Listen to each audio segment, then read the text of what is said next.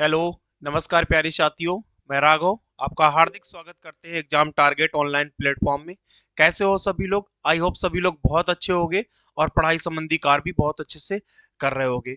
चलो बेटा स्टार्ट करते हैं आज के सेशंस को। देखो हम लोग बेटा क्या पढ़ रहे थे, बायोलॉजी के अंतर्गत हम लोगों ने ऐसे दो चार पांच कॉन्सेप्ट क्लियर कर लिए जहां से हमारे बायोलॉजी के बहुत सारे क्वेश्चन बनते हैं। एक बार हम चाहेंगे कि 2 मिनट में हम बैक पे जाएंगे, बैक का जो कुछ भी हमने पढ़ा है सारा का सारा एक 2 मिनट में रिकॉल करेंगे। उसके बाद में क्लास को कंटिन्यू करेंगे एक बेस्ड कॉन्सेप्ट के साथ में। ठीक है बेटा, देखो हम लोग क्या पढ़ रहे थे। देखो हम लोगों ने बायोलॉजी के अंतर्गत क्या क्या पढ़ डाला है, पहले तो हम वही जानेंगे बेटा। देखो हम लोगों ने ये मेरी जो शायद हो सकता है 18वीं या 19वीं क्लास होगी, इस 18वीं 19वीं क्लास के अंतर्गत हम लोगों ने क्या क्या पढ़ डाला एक बार हम लोग देखेंगे। हमने पहली क्लास में साइंस का इंट्रोडक्शन लिया था। क्या दिया था? साइंस का इंट्रोडक्शन दिया था। और हमने कहा था ये भी हमारे सब्जेक्ट का एक बेस्ट कॉन्सेप्ट है। मुझे पता तो चला कम से कम साइंस कहाँ से आई, क्या डिफिनीशन होती है, किसका अध्ययन किसने खोजा, कौन से वर्ड से आया, किस भाषा का शब्द है, किस पार्ट में कौन सी साइंस आती है। इन सब सारी चीजों के बारे में हम लोगों ने यहाँ पे कवर किया था। फिर हमने नेक्स्ट कॉन्सेप्ट स्टार्ट किया, हमने कहा इंपॉर्टेंट टर्मिनोलॉजी। क्या बेटा? Important terminology. हमने इस चैप्टर को भी बहुत अच्छे से कवर किया। हमने कहा इस चैप्टर में हमने शायद 2 से 3 तीन वीडियो, 3 या 4 वीडियो कराए, आप लोग देख लेना।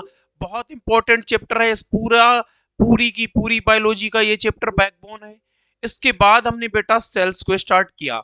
और देखो सेल्स के ही साथ साथ हमने पूरी सेल्स पढ़ी।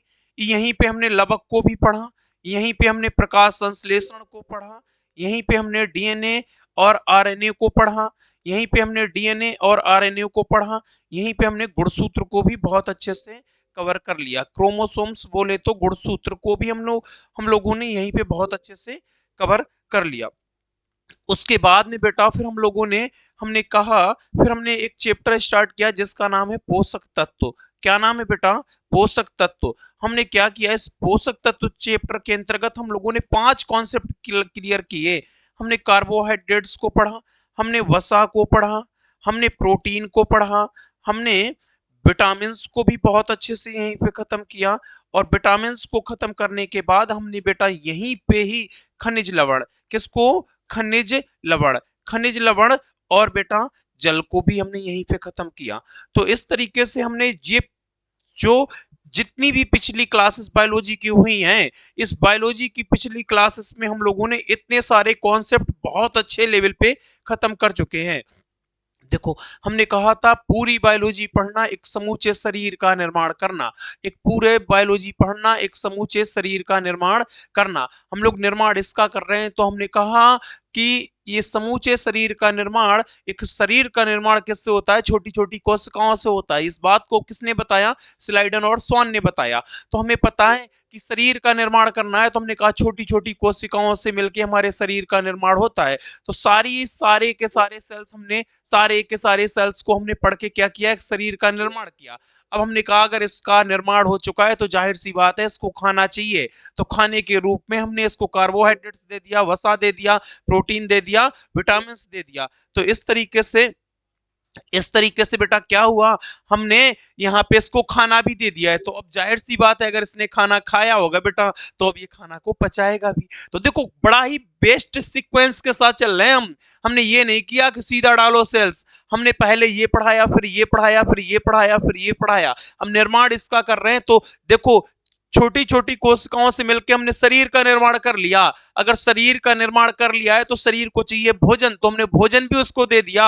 किस रूप में? कार्बोहाइड्रेट्स के रूप में, वसा के रूप में, प्रोटीन के रूप में, विटामिन के रूप में, खनिज लवण के रूप में, जल के रूप में हमने क्या इसको भोजन भी दे दिया। ये सारा का सारा मुझे एक तरीके से क्या है, इसका पोषक तत्व है, पोषक तत्व है, न्यूट्रिएंट्स है। अब जब इस व्यक्ति ने भोजन को खा लिया है तो जाहिर सी बात है इसको क्या करेगा? पचाएगा।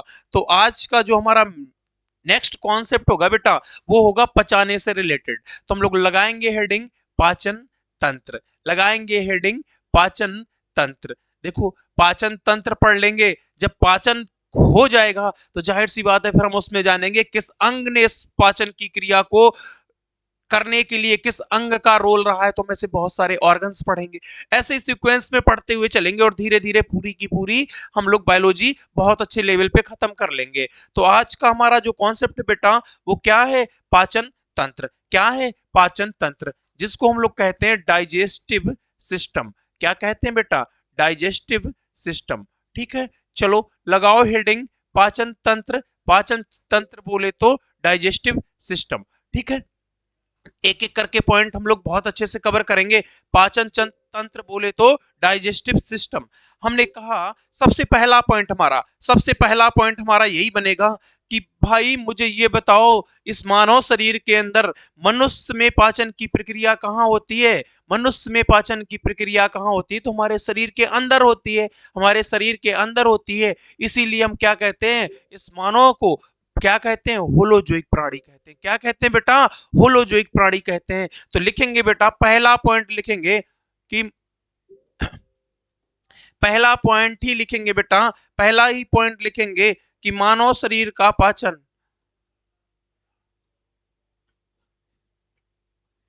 मानव शरीर का पाचन कैसे लिख लेंगे, मानव में पाचन ऐसे लिख लेंगे। ऐसे लिख लो, मानव में पाचन, ताकि आपको समझ में आए, किताबी भाषा ना लिख के अपने अकॉर्डिंग लिख लो। मानव में पाचन शरीर के अंदर होता है, ऐसे लिख लेना। मानव में पाचन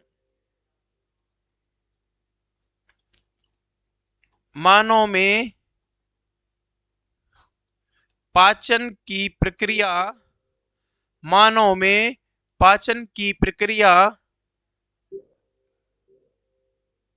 शरीर के अंदर मानव में पाचन की प्रक्रिया शरीर के अंदर होती है, इसीलिए इसीलिए इसे होलोजोइक क्या कहते हैं बेटा, होलोजोइक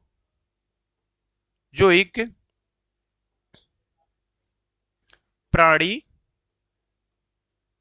कहते हैं। क्या कहते हैं बेटा, होलोजोइक प्राणी कहते हैं। तो देखो, हमने पढ़ना स्टार्ट किया आज पाचन तंत्र, और हमने कहा पाचन तंत्र के अंतर जिसको हम लोग बोलते हैं डाइजेस्टिव सिस्टम, उसमें से पहला ही पॉइंट, अगर आपसे कोई पूछे कि बताओ होलोजोइक प्राणी किसे कहते हैं, तो हम बताएंगे कि मानव में पाचन की प्रक्रिया शरीर के अंदर होती है, इसीलिए इसे होलोजोइक प्राणी कहते हैं। क्या कहते हैं बेटा, इसीलिए इसको क्या बोलते हैं, होलोजोइक प्राणी बोलते हैं। देखो, हमारा कॉन्सेप्ट यहां से क्लियर होगा कि मनुष्य को होलोजोइक प्राणी क्यों कहते हैं।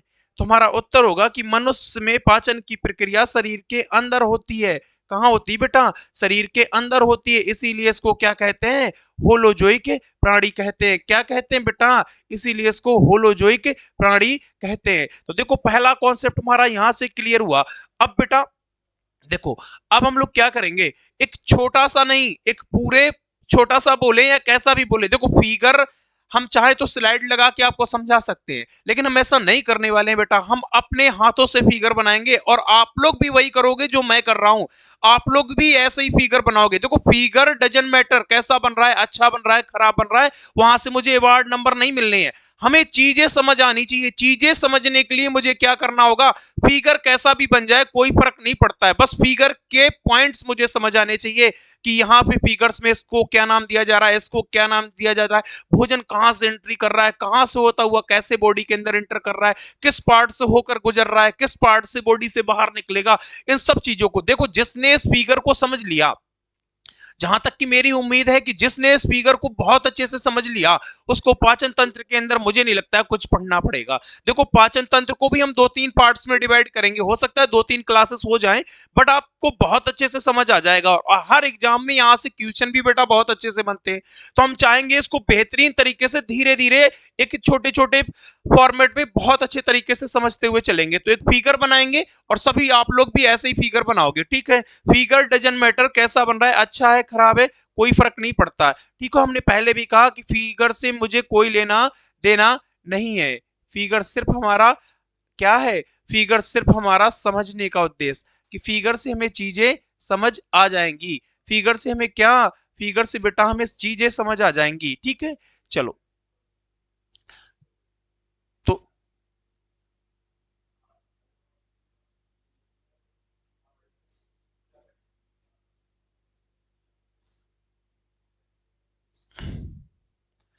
ठीक है, तो एक तरीके से ये है उसकी नोज और ये है उसका माउथ, ये हो गई उसकी गर्दन, और गर्दन से होते हुए ऐसे ये। ठीक है, चलो और भी अच्छे से बनाएंगे, कोई दिक्कत नहीं, आप और अच्छा बना सकते हो तो और अच्छी बात है। बट हमने कहा कि फिगर का कोई लेना देना नहीं है, फिगर सिर्फ समझने का उद्देश्य कि हमें चीजें तो समझ आ जाएंगी। ठीक है, चलो ये है बेटा नोज, तो नोज को हम लोगों ने ऐसे इसको कर देंगे, ये है हमारी नोज। ठीक है, ये है हमारा माउथ, क्या है बेटा, माउथ।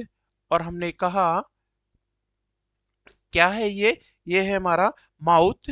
चलो माउथ हो गया, और हमने कहा देखो, नाक से सांस ली और माउथ से खाना खाया, जहां पे दोनों का मिक्सअप हो गया, जहां पे दोनों का मिक्सअप हो गया उसको हम लोग कहते हैं, उसको हम लोग कहते हैं फ्रनेक्स। क्या कहते हैं बेटा, फ्रनेक्स। क्या कहते हैं बेटा, फ्रनेक्स। ठीक है, उसको हम लोग कहते हैं फ्रनेक्स। फ्रनेक्स को हम लोग बोलते हैं हिंदी में ग्रसनी। क्या बोलते हैं बेटा, ग्रसनी। देखते जाओ, और फिर देखो, नाक से सांस ली, माउथ से खाना खाया, और जाके जहां पे दोनों का मिक्सअप हो गया उसको क्या नाम दिया, फ्रनेक्स। फिर हमने कहा एक ये नली है और एक ये नली है। ठीक है, एक ये नली है। हमने कहा देखो, भोजन जब ऐसे ऐसे होता हुआ कहाँ आएगा, जब फूड पाइप में आएगा, इसका नाम है ग्रास नली। इसका क्या नाम है बेटा, ग्रास नली। इसका नाम है ग्रास नली। ग्रास नली को ही हम लोग इंग्लिश में कहते हैं फूड पाइप। क्या कहते हैं बेटा, फूड पाइप। इसी को हम लोग और भी नाम देते हैं, क्या कहते हैं, ओसियोफेगस। क्या कहते हैं बेटा, ओसियोफेगस। क्या कहते हैं, ओसियोफेगस। ग्रास नली बोले, फूड पाइप बोले, ओसियोफेगस बोले, बात एक ही है। ठीक है, अब हमने कहा इसके ऊपर ये है हमारी, इसके ऊपर एक ढक्कन सा लगा होता है जिसका नाम होता है एपीग्लोटिस। क्या नाम होता है बेटा, एपीग्लोटिस। Epiglottis, epiglottis. इसको हम लोग कहते हैं एपीग्लोटिस, सही से लिख लेना, एपी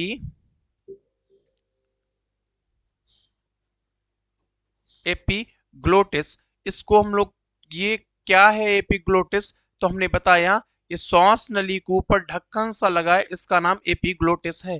ठीक है, इसको हम लोग बोलते हैं, इसको हम लोग क्या कहते हैं, श्वास नली कहते हैं। क्या कहते हैं बेटा, श्वास नली कहते हैं। अब श्वास नली को हम लोग इंग्लिश में कहते हैं विंड पाइप। क्या कहते हैं बेटा, विंड पाइप। इसको क्या कहते हैं, विंड पाइप। इसको विंड पाइप कहते हैं, या इसी को हम लोग और भी नाम देते हैं, क्या नाम देते हैं, ट्रैकिया। क्या कहते हैं बेटा, ट्रैकिया। क्या कहते हैं, ट्रैकिया। बुला लो। तो इस तरीके से इसको क्या कहते हैं, ट्रैकिया कहते हैं, ट्रैकिया कहते हैं। तो एक तरीके से ये हमारा कॉन्सेप्ट यहां से क्लियर हो जाएगा, इसको ट्रैकिया नाम दे दिया हमने। अब हमने कहा आओ, इसके बाद में, इसके बाद में हमने कहा, इसके बाद में हम फिगर को और अच्छे से, थोड़ा सा और अच्छे से कवर करेंगे। देखो कुछ थोड़ा सा बड़ा फिगर है, तो इसको हम धीरे धीरे अच्छे से कवर करते हुए चलेंगे। ठीक है, अब हमने कहा श्वास नली के बाद जो हमारी फूड पाइप होगी ना, उसके बाद ये क्या है बेटा, ये है हमारा स्टोमक। ठीक, चलो, तो अब बेटा हमने कहा कि जैसे फूड पाइप से भोजन होता हुआ कहाँ आएगा, आमाशय में। इसका नाम क्या है बेटा, आमाशय। क्या नाम है बेटा, आमाशय। आमाशय बोले तो स्टोमक। क्या कहते हैं बेटा, स्टोमक। क्या कहते हैं, स्टोमक। ठीक है, अब हमें पता चल गया कि जब आमाशय, फूड पाइप के माध्यम से भोजन कहाँ आ गया, आमाशय में। और हमें पता है कि हमारे आमाशय के अंदर क्या होता है, अमाशय के अंदर HCl पाया जाता है। क्या पाया जाता है, HCl। HCl बोले तो हाइड्रोक्लोरिक एसिड। ठीक है, चलो वो बात की बात है, और अच्छे से आगे समझेंगे, फिलहाल में अभी। फिर हमने कहा जो अमाशय है ना, इससे फिर हमारा भोजन अमाशय से फिर होता हुआ कहाँ जाएगा, ये बेटा ऐसे होता हुआ भोजन हमारा छोटी आंत, कहाँ जाता है बेटा, छोटी आंत में। कहाँ जाता है, छोटी आंत में। ठीक, ये भोजन हमारा कहाँ आ गया, आमाशय से होने के बाद फिर कहाँ आ गया, छोटी आंत में। और छोटी आंत में होने पर, छोटी आंत में होने के बाद में फिर भोजन हमारा छोटी आंत से फिर होता हुआ कहाँ चला जाता है, बड़ी आंत में। कहाँ चला जाता है, बड़ी आंत में। जो मुझे ये राउंड राउंड करके दिख रही है, ये पूरी की पूरी क्या है, जो मैंने ब्लू कलर से की हुई है, ये क्या है बेटा, ये है हमारी बड़ी आंत। क्या है, बड़ी आंत। और बड़ी आंत से भोजन हमारा फिर एनस के माध्यम से बाहर निकल जाता है। कहाँ निकल जाता है, बाहर निकल जाता है। तो देखो ये है अमाशय, ये है छोटी आंत। और हमने कहा ये है हमारा आमाशय। और हमने कहा देखो इसी के जस्ट बगल में इसका नाम क्या है, एक बार इसी कलर से हम लोग इसको भी यहीं पे कर लेंगे। हमने कहा इसको हम लोग कहते हैं छोटी आंत। क्या कहते हैं बेटा, छोटी आंत। छोटी आंत बोले तो हमने कहा छोटी आंत के भी 3 पार्ट्स होते हैं बेटा। कितने पार्ट्स होते हैं, 3 पार्ट। हमने कहा एक होता है ड्यूडनम। कौन होता है, ड्यूडनम। और एक होता है जे जुनम। क्या होता है बेटा, जे जुनम। और एक होता है इलियम। क्या होता है बेटा, इलियम। तो इस तरीके से ये छोटी आंत के पार्ट हो गए। अब हमने कहा जो ब्लू कलर की है ये क्या है, ये हमारी है बड़ी आंत। चलो बड़ी आंत को यहाँ पे डिफाइन कर लेते हैं। बड़ी आंत, बड़ी आंत बोले तो हमने कहा लार्ज इंटेस्टाइन, इसको इंग्लिश में क्या कहते हैं, लार्ज इंटेस्टाइन। हमने कहा इसके भी बेटा 3 पार्ट होते हैं। एक होता है सीकम, एक होता है सीकम, एक होता है कोलोन, और एक होता है रेक्टम। कौन होता है बेटा, एक होता है रेक्टम। तो ये क्या है, ये बेटा बड़ी आंत के तीनों पार्ट है। और हमने कहा इसके बाद में हमारा भोजन एनस के माध्यम से बाहर निकल जाता है। ये है हमारा एनस। क्या है बेटा, ये है हमारा एनस। एनस बोले तो गुदा। ठीक है। तो एक तरीके से देखो हमने बहुत कुछ डिफाइन कर लिया। हमने कहा यहीं पर ऐसे थोड़ा सा इसको बढ़ा लेंगे। हमने कहा यहीं फिर एक फिगर ऐसे ही बनेगा, जो क्या है, ये है हमारा यकृत। क्या है, देखो ये है हमारा यकृत। यकृत बोले तो लीवर। यकृत बोले तो हमने कहा लीवर। लीवर, यकृत बोले तो लीवर। ठीक है। यकृत से एक रस निकलता है जिसको हम लोग कहते हैं पित्ताशय। क्या कहते हैं बेटा, यहां से एक रस इंक्रीज होता है जिसको हम लोग कहते हैं पित्ताशय। क्या कहते हैं बेटा, इसको हम लोग कहते हैं पित्ताशय। क्या कहते हैं, पित्ताशय। ठीक है। यकृत से एक रस निकलता है जिसको हम लोग कहते हैं पित्ताशय। पित्ताशय को हम लोग इंग्लिश में कहते हैं गाल ब्लैडर। क्या कहते हैं बेटा, गाल ब्लैडर। ठीक है। तो एक तरीके से ये हो गया गाल ब्लैडर। देखो यकृत से ही निकलने वाला ये रस है जिसको हम लोग कहते हैं गाल ब्लैडर। ठीक। तो एक तरीके से ये रही बात। और एक बार फिगर को हम लोग छोटा सा थोड़ा सा करते हैं, एक ही स्लाइड में, एक ही स्लाइड में चीजों को समझने की कोशिश करते हैं। ठीक है। चलो देखो ये है हमारा पूरा का पूरा डाइजेशन सिस्टम। ये है हमारा पूरा का पूरा डाइजेशन सिस्टम। एक तरीके से और भी अगर आप इंक्लूड करना चाहोगे तो यहाँ पे एक ग्रंथि होती है जिसको हम लोग नाम देते हैं अग्न्याशय ग्रंथि। देखो यहाँ पे आप ऐसे बना लेना, यहाँ पे होती है जिसको हम लोग क्या कहते हैं, अग्न्याशय ग्रंथि। क्या कहते हैं बेटा, अग्न्याशय ग्रंथि। ठीक है। अग्न्याशय ग्रंथि यानी कि पैंक्रियाज ग्लैंड्स, इसको इंग्लिश में कहते हैं पैंक्रियाज। एक मिनट,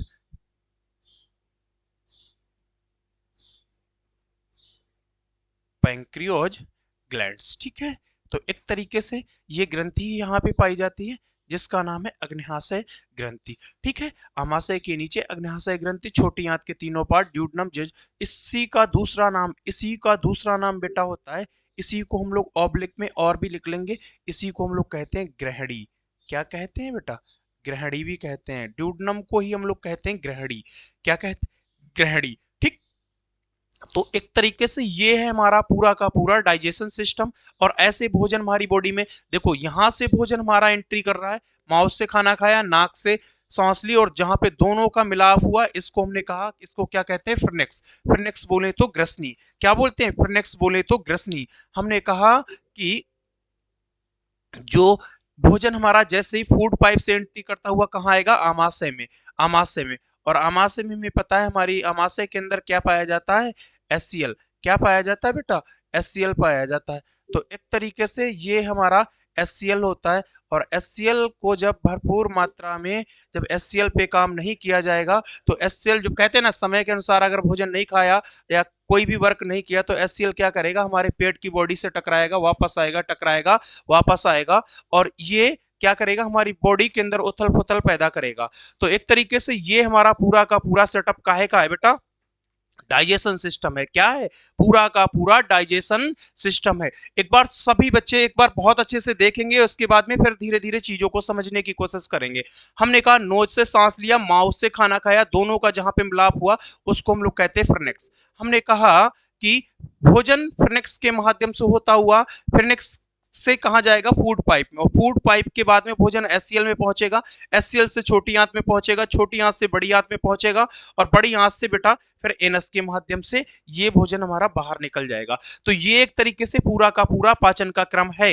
ये एक तरीके से, अब ग्रास इसको कहते क्या है, इसको कहते हैं ग्रास नली, फूड पाइप, ओसियोफेगस। हमने कहा इसको क्या कहते हैं, इसको कहते हैं श्वास नली। क्या कहते हैं बेटा, श्वास नली, विंड पाइप, ट्रैकिया। इसी को क्या कहते हैं, विंड पाइप, ट्रैकिया। ये एपिग्लोटिस ढक्कन, ये इसका काम क्या होता है, देखो एक एक करके, ये यकृत है, ये यहाँ से पित्ताशय निकलता है, ये बड़ी आंत के पार्ट है। देखो इस एपिग्लोटिस का काम क्या होता है, हम लोग अक्सर देखते हैं बेटा कि हम लोग अक्सर देखते हैं जब खाना खा रहे होते हैं या तो बहुत जल्दी में होते हैं। देखो एक बात आप मेरी हमेशा याद रखना कि एक के आपके मम्मी पापा भले ही पढ़े लिखे ना हो, लेकिन अगर वो किसी चीज के लिए आपको डेडिकेट करते हैं या किसी चीज के लिए आपको मना करते हैं या कोई भी चीज आपको समझाने की कोशिश करते हैं, तो यकीन मानना वो बड़े भले ही पढ़े लिखे इंसान नहीं है, लेकिन उसके उनके अंदर वो जज्बा है, वो जो बात कह रहे हैं वो इतने एक्सपीरियंस के साथ वो बात कह रहे हैं कि वो बिल्कुल सच होती है। भले ही उन्होंने कभी डाइजेशन सिस्टम का डी ना पढ़ा हो,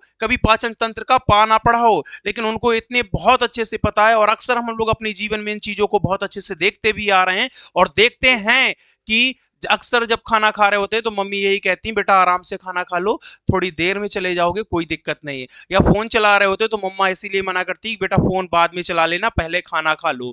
या खाना खाते वक्त आप किसी से बातें कर रहे हो तो कहेंगी, बेटा खाना खा लो, बाद में बातें कर लेना। तो इसका आपने, भले ही आप पढ़े लिखे हो, वो भले ही पढ़े लिखे नहीं है, लेकिन अगर वो मना कर रहे हैं तो इसके पीछे कहीं ना कहीं एक लॉजिक है, और उस लॉजिक को हमें समझना होगा कि क्यों मना किया जा रहा है। तो आज उस लॉजिक को हम लोग लगे हाथ यहीं पे कवर कर लेंगे बेटा। देखो ये जो एपिग्लोटिस है, ये जो एपिग्लोटिस है ना बेटा, ये जो एपिग्लोटिस है ये क्या है बेटा, इसका वर्क होता है कि अगर आप किसी इस ये जो ढक्कन सा लगा है ना, ये जो ढक्कन सा लगा है, इसका एक ही काम होता है कि ये भोजन को श्वास नली में एंट्री नहीं होने देता है। इन केस अगर गलती से आप कभी खाना खा रहे हो, खाना खाने वक्त, खाना खाते हुए किसी से बातें भी कर रहे हो, आपने एक खाने का एक एक टुकड़ा तोड़ लिया और हाथ पे ले लिया, और किसी की बातों में इतना मन मुग्ध हो चुके हो कि उसकी बातें भी सुनते जा रहे हो और टुकड़े को हाथ में ऐसे लिए हो, और अचानक आपने खाना खा लिया, तो ये क्या होगा, एपिग्लोटिस ये कंफ्यूज हो जाता है कि मुझे कब खुलना है कब बंद होना है। इसका काम खुलना और बंद होना होता है।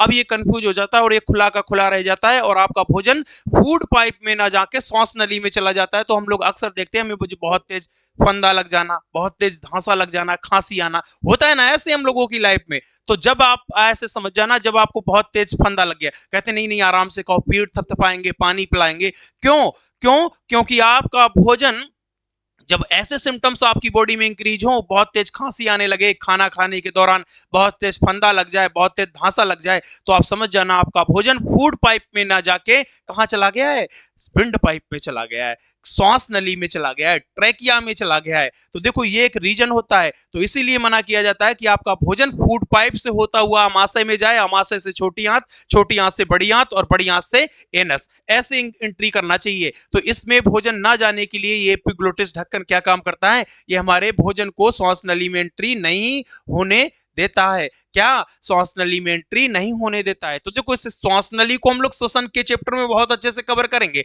अभी फिलहाल में आपको इतना पता चल गया। तो अब बताओ, जिसने इस फिगर को समझ लिया, यकीन मानना मेरी बात को, बहुत अच्छे से सारी चीजें बहुत अच्छे से कर पाएगा।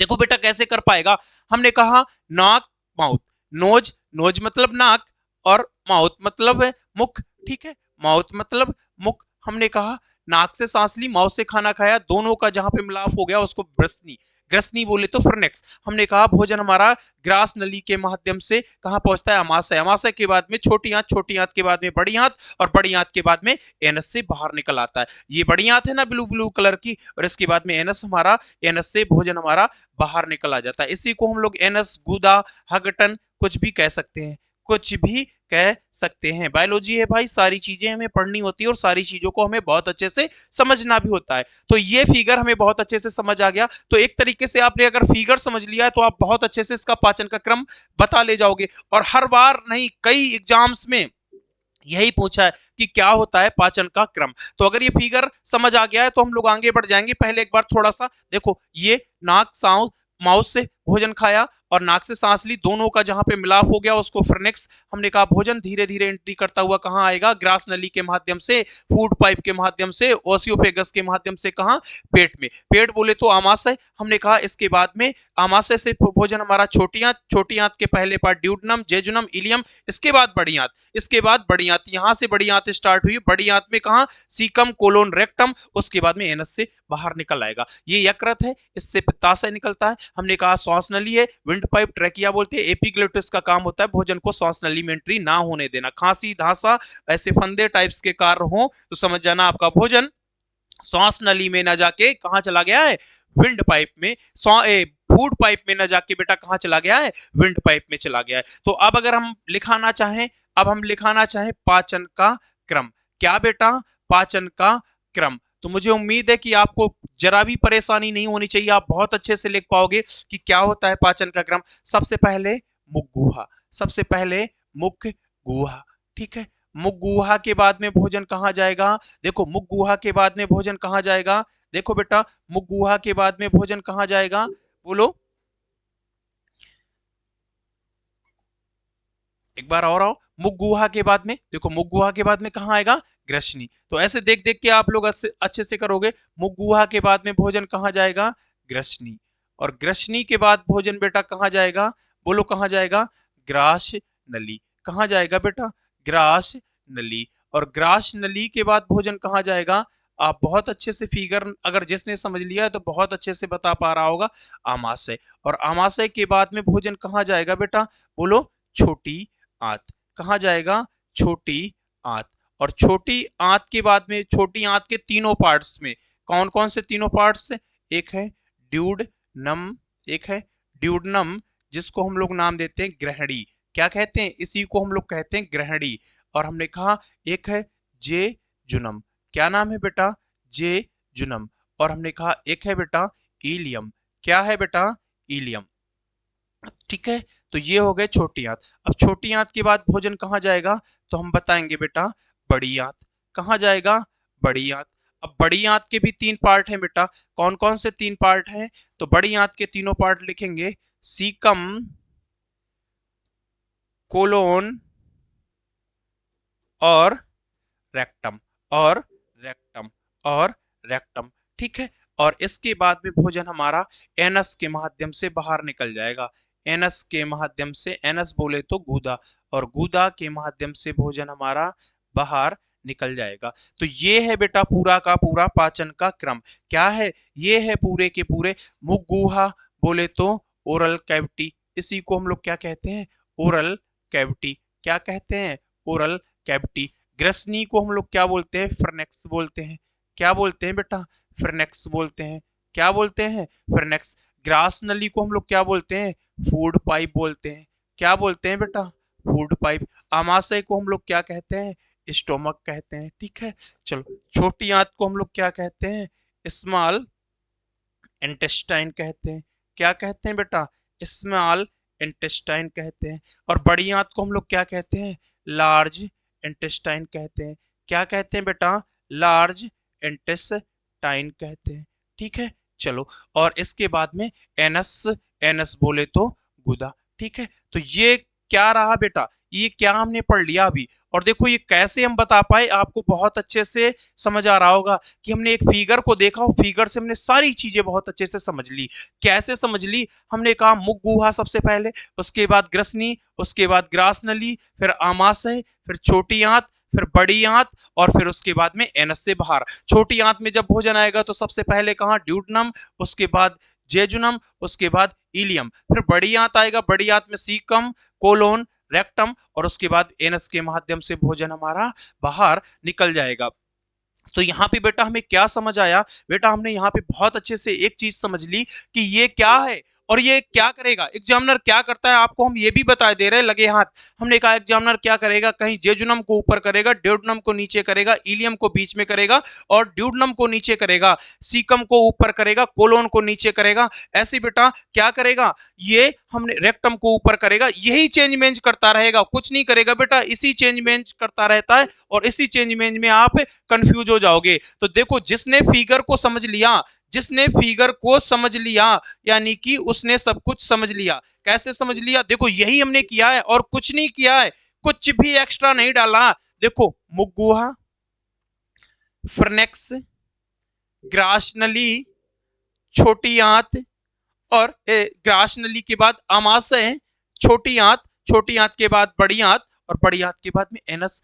1 2 3 4 5 6 7 यही कॉन्सेप्ट थे ना, 1 2 3 4 5 6 7 यही कॉन्सेप्ट थे पाचन के क्रम में। और देख पा रहे होगे आप लोग बहुत अच्छे से, 1 2 3 4 5 6 7 यही कॉन्सेप्ट है ना, यही है हमारे पाचन का क्रम। तो जिसने फिगर को समझ लिया, यकीन मानना उसने ये सारी चीजें बहुत अच्छे से समझ ली, उसको कुछ भी एक्स्ट्रा पढ़ने की जरूरत नहीं है। और देखना उस फिगर का महत्व, देखो एपिग्लोटिस हमने बहुत अच्छे से समझाया कि उसका एक ही काम होता है, भोजन को सांस नली में एंट्री ना देना। अगर सांस नली में भोजन चला गया तो समझ जाओ कि आपने भोजन को बहुत स्पीड से या तो जल्दबाजी में खाया, तो आपको धांसा, खांसी, फंदा, कभी ऐसे सिम्टम्स हो तो आपको पता चल जाना चाहिए कि हमारा भोजन कहां चला गया, सांस नली में चला गया। ठीक है, तो चलो इस तरीके से बेटा हमने पाचन के क्रम को पढ़ लिया, पूरे पाचन के डाइजेशन के पूरे फिगर को समझ लिया।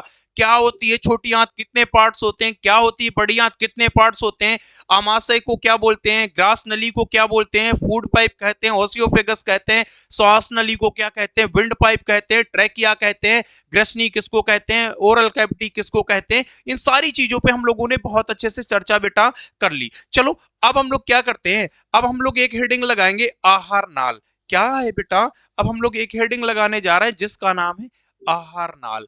आहार नाल, आहार नाल बोले तो, आहार नाल बोले तो हमने कहा आहार नाल अगर कहेंगे तो आहार नाल बोले तो बेटा इसको हम लोग कहते हैं इंग्लिश में एलिमेंट्री कैनाल। क्या कहते हैं बेटा, आहार नाल को हम लोग इंग्लिश में कहते हैं एलिमेंट्री कैनाल। एलिमेंट्री कैनाल, आहार नाल को हम लोग इंग्लिश में कह रहे हैं एलिमेंट्री कैनाल। क्या कहते हैं, एलिमेंट्री कैनाल। अब ये आहार नाल है क्या, देखो एक एक चीजों पे हम लोग बहुत अच्छे से पढ़ते हुए चलेंगे। फिलहाल में पहले हम इसको समझेंगे, आहार नाल बोले तो एलिमेंट्री कैनाल। हमने कहा मुख से लगा के एनस तक जो भी प्रोसेस हो रहा है वो इसी के अंतर्गत। मुख, मुख का मतलब मुख से, मुख से लगा के गुदा, गुदा बोले तो द, मुख से लगा के पाचन का जो भी प्रोसेस, यानी कि मुख से लगा के, मुख से लगा के, मुख से लगा के गुदा, मुख से लगा के गुदा तक का जो भी प्रोसेस हो रहा है पाचन का, सारा का सारा कहां, आहार नाल। आहार नाल बोले तो हम लोग इसको क्या कहते हैं, एलिमेंट्री कैनाल। हमने कहा कि इसकी लंबाई कितनी होती है, अगर मुख से लगा के, अगर मुख से लगा के एनस तक का पूरा पाचन का प्रोसेस यहीं पे हो रहा है तो हमने कहा मुख से लगा के, ऐसे भी लिख सकते हैं माउथ टू एनस, ऐसे भी तो लिख सकते हैं ना बेटा, लिख सकते हैं ना, माउथ टू एनस, मुख से एनस तक के पूरे प्रोसेस को, जो भी पाचन का प्रोसेस हो रहा है उससे हम क्या कहते हैं, आहार नाल कहते हैं। हमने कहा इसकी लंबाई कितनी होती है, हमने कहा इसकी लंबाई कितनी होती है, तो देखो इसकी लंबाई बेटा 10 मीटर। कितनी होती है, 10 मीटर। अगर अकॉर्डिंग टू फीट पूछे तो 33 फीट। कितनी बेटा, 33 फीट। अकॉर्डिंग टू, हम लोग वैसे फीट में पूछेंगे तो कितनी होती है, 33 फीट। कितनी लिख लेंगे बेटा, 33 फीट लिख लेंगे। ठीक है, तो एक तरीके से हमें ये भी यहीं पे क्लियर हो गया कि मुख से लगा के एनस तक के पूरे प्रोसेस को हम लोग एलिमेंट्री कैनाल कहते हैं। हमने कहा यानी कि इसकी डिस्टेंस कितनी होती है, तो 10 मीटर से लगा के 10 मीटर यानी कि फुट में पूछे, फीट में पूछे तो अकॉर्डिंग टू कितनी, 33 फीट। ठीक है, तो ये रही बात किसकी, आहरनाल की। अब यहीं पे थोड़ा सा हम और जान लेंगे लगे हाथ। देखो छोड़ेंगे कुछ ना, वन टाइम्स पढ़ना है, बेस्ट तरीके से पढ़ेंगे, कुछ भी ना छोड़ेंगे। अब जैसे आपसे अगर कोई क्वेश्चन कर दे कि बताओ आहारनाल की लंबाई शाकाहारी के अकॉर्डिंग मांसाहारी में छोटी होती है, क्यों, दैट्स रीजन। तो हम बता पाएंगे, बताओ। अच्छा आपसे हम क्वेश्चन कर रहे हैं, बताओ कि आहारनाल शाकाहारी में लंबी होती है या मांसाहारी में लंबी होती है। देखो अकॉर्डिंग टू देखेंगे, मांसाहारी के अकॉर्डिंग शाकाहारी में थोड़ी सी लंबी होती है, क्यों होती है, उसका भी एक रीजन होता है। तो नोट लगाओ और एक पॉइंट राइट डाउन कर लो, नोट लगा के एक पॉइंट राइट डाउन कर लो बेटा, नोट लगाओ और नोट लगा के एक पॉइंट राइट डाउन कर लो। और पॉइंट बेटा कैसे राइट डाउन करेंगे, कहते हैं कि शाकाहारी में मांसाहारी के तुलना आहारनाल क्या होती है, लंबी होती है। पॉइंट लिखेंगे, शाकाहारी में मांसाहारी की तुलना, मांसाहारी के शाकाहारी के शाकाहारी में मांसाहारी के तुलना में आहारनाल ज्यादा लंबी होती है। देखो कैसे लिखेंगे, शाकाहारी में मांसाहारी की तुलना में आहारनाल की लंबाई, शाकाहारी में मांसाहारी के तुलना में आहारनाल की लंबाई, आहारनाल की लंबाई ऐसे लिख लेंगे, शाकाहारी में मांसाहारी के तुलना में आहारनाल की लंबाई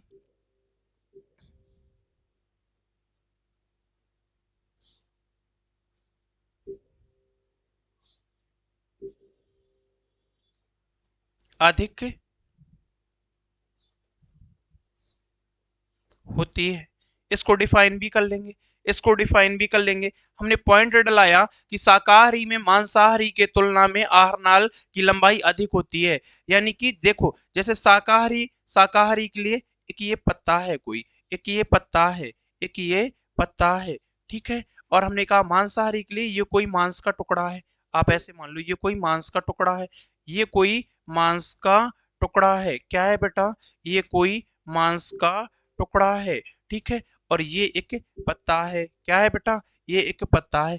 अब आप बताओ इनको दोनों को अगर खुला छोड़ दिया जाए, तो आप बताओ कि अगर खुला छोड़ दिया जाएगा तो मुझे ये बताओ कौन बहुत जल्दी सड़ जाएगा, कौन ऐसे इसमें से कौन सबसे जल्दी सड़ जाएगा। अगर मांस को आपने छोड़ दिया तो हो सकता है ये कल को पूरा सड़ जाए, ये बहुत जल्दी सड़ जाएगा, ये बहुत जल्दी सड़ने लगता है, बहुत जल्दी सड़ने लगता है, मांस बहुत जल्दी सड़ने लगता है। इसलिए इसको पाचन करने की जो प्रोसेस होती है वो जल्दी हो जाती है। क्या, इसको पाचन करने का क्या होता है, प्रोसेस जल्दी हो जाता है, ठीक है। और ये पत्ता देर में सड़ता है, पत्ता देर में सड़ेगा, पत्ता देर में सड़ता है, तो यानी कि इसको पचाने के लिए जो इसका पाचन का प्रोसेस होगा वो लंबा होगा, क्या होगा, लंबा होगा। देखो ये बहुत जल्दी सड़ेगा तो इसके पाचन का जो प्रोसेस होगा, वो पाचन का जो प्रोसेस होगा वो क्या होगा, जल्दी होगा, जल्दी, इसको जल्दी पाचन करना होता है, ठीक है। ये देर में सड़ेगा तो इसके पाचन का प्रोसेस कैसा होगा,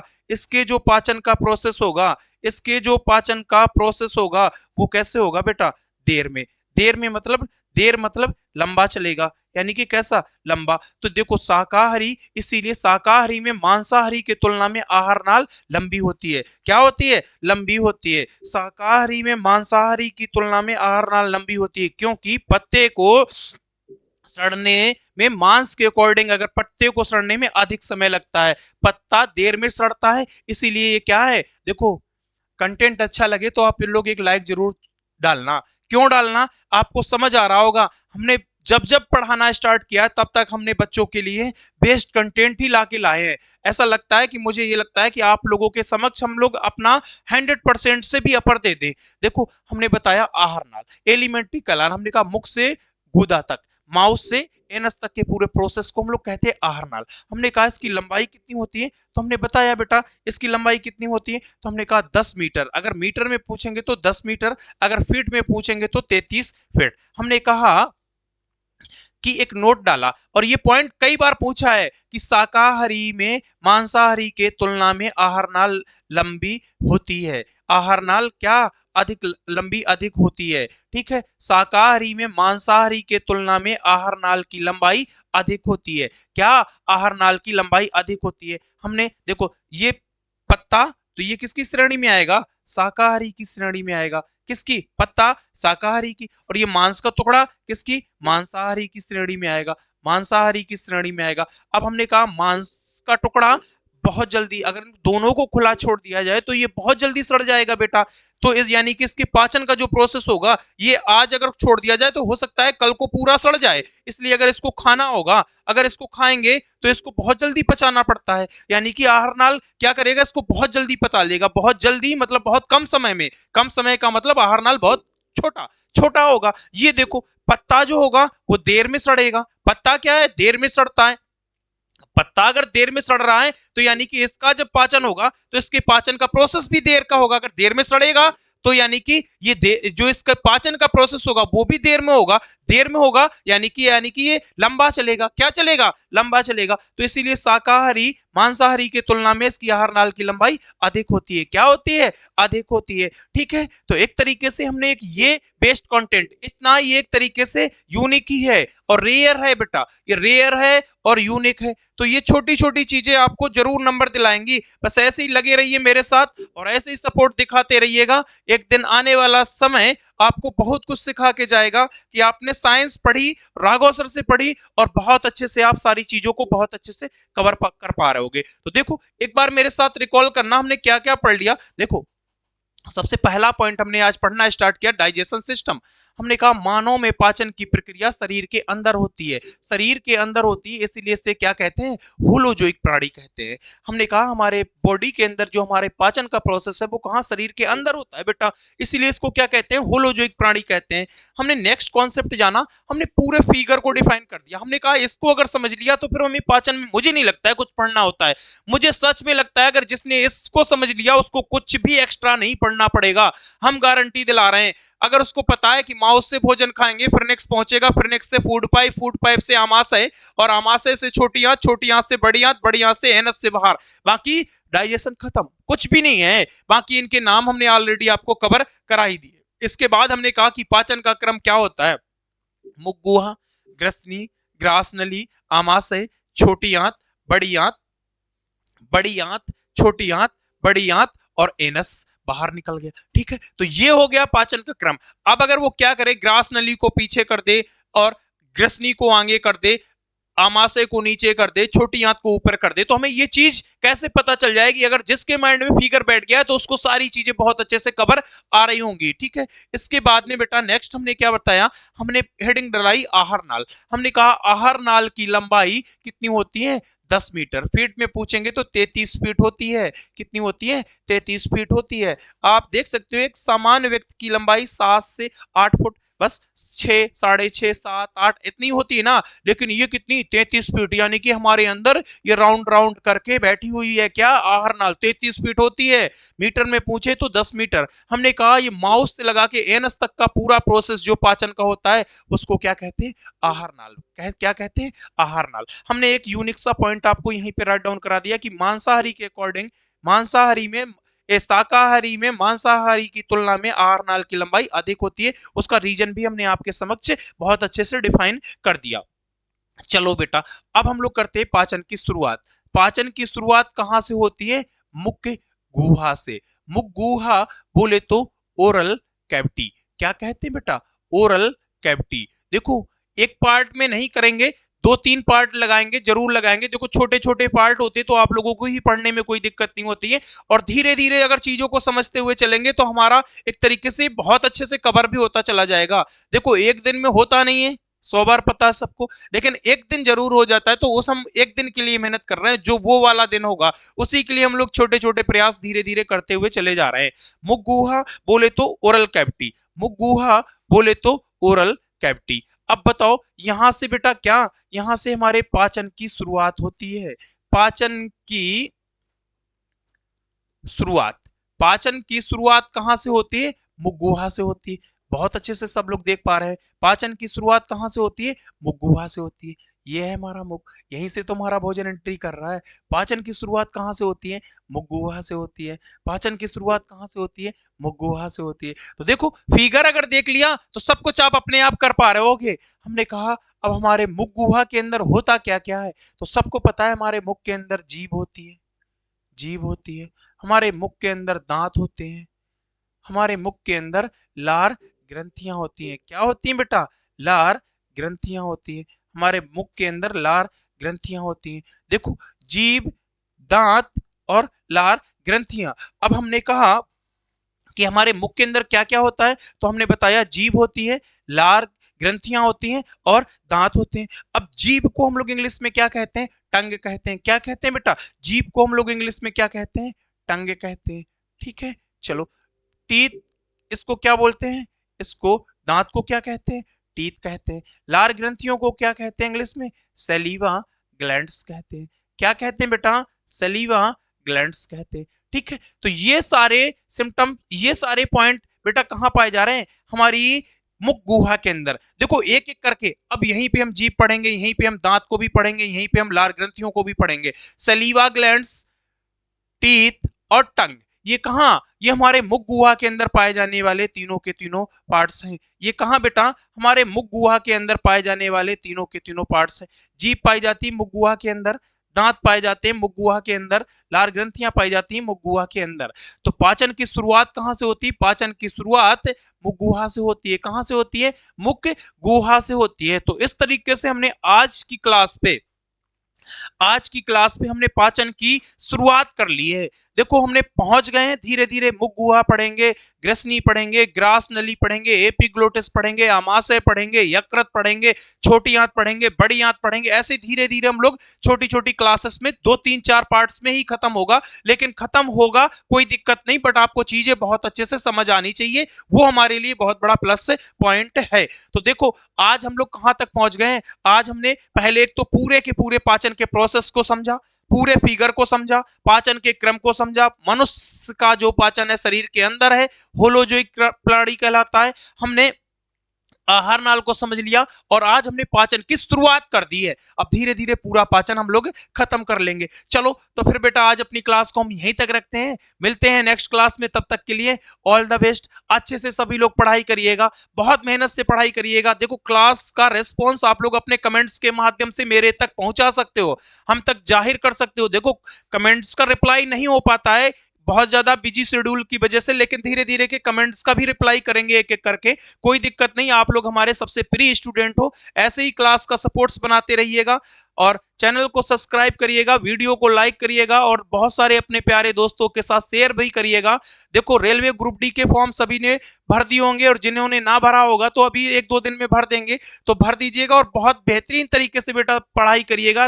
नियमित बेस पे कंसिस्ट होकर डेली का डेली पढ़ते रहिएगा। हम पूरा भरोसा दिलाते हैं कि आने वाले कुछ समय बाद में आपकी इतनी स्ट्रांग तैयारी हो जाएगी कि आप किसी भी एग्जाम में बैठोगे तो बहुत जल्दी एग्जाम को क्रैक कर पाओगे। ठीक है, तो आज अपनी क्लास को हम यहीं तक रखते हैं, मिलते हैं नेक्स्ट क्लास में। तब तक के लिए ऑल द बेस्ट, ख्याल रखिएगा अपना और अपनों का। धन्यवाद।